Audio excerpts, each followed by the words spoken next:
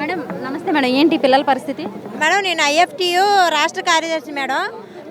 మాది వైజాగ్. మా వాళ్ళు చిక్కుకుపోయారని చెప్పేసి నేను రాత్రి వైజాగ్ నుంచి వచ్చానండి. ఇక్కడ చైతన్య కాలేజీ నుంచి ఫుడ్ వచ్చిందండి. ఆ ఫుడ్ నాకు చెప్పారు. ఆ ఫుడ్ తీసుకొని వెళ్ళి పంపిణీ చేద్దామని చెప్పి ఒక బోట్ ఎక్కాం మేడం.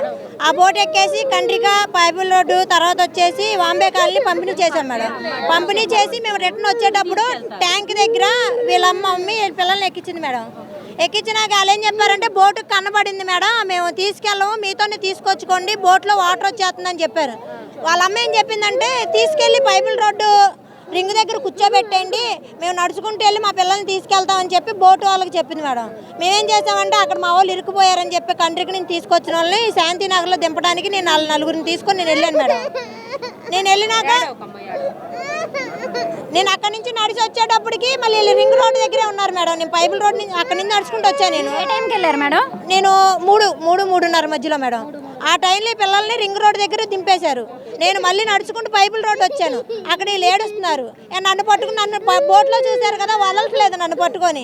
ఇంకా నేను రిస్క్ టీమ్ వాళ్ళని అడిగి వాళ్ళ మెల్ల మీద వాళ్ళు ఇద్దరు ఎక్కించుకొని వస్తే వాళ్ళ వెనక మళ్ళీ ఎన్ని పేకల్లో నీళ్ళలో తీసుకొచ్చే మేడం. మరి ఇంత టైం అయితేనే సరే మరి వీళ్ళ అమ్మ కానీ వీళ్ళు ఎవరు రాలేదంటే మరి నేను స్టేషన్ పోలీసులకు అప్పచెప్దామని తీసుకొచ్చాను మేడం. వాళ్ళకి నేను ఆల్రెడీ 100కి ఫోన్ చేశాను మేడం. పిల్లలు తప్పిపోయారండి, పైపుల్ రోడ్ రింగ్ దగ్గర ఉన్నారు, ఏమన్నా సాయం చేయమని ఫోన్ చేశాను మేడం. పంపిస్తామన్నారు కానీ ఎవరు రాలా. 4 బోట్లు వెళ్ళినాయి కానీ పిల్లల్ని ఎవరు ఎక్కించుకోలేదు.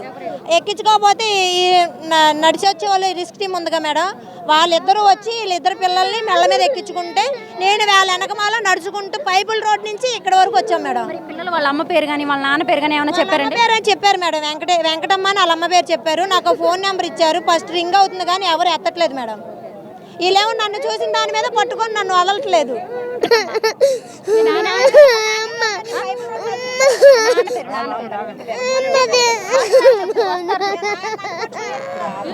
మీ అమ్మ పేరు కృష్ణవేణియా? మీ నాన్న పేరు కృష్ణయ్య. మరి ఫోన్ నెంబర్ తెలుసా మీకు? మీ ఇల్లు తెలుసా మీకు? ఎక్కడుంటారు నాన్న? ఎక్కడుంటారు? మరి మీ తాతయ్య అమ్మమ్మ ఎవరైనా ఉన్నారా?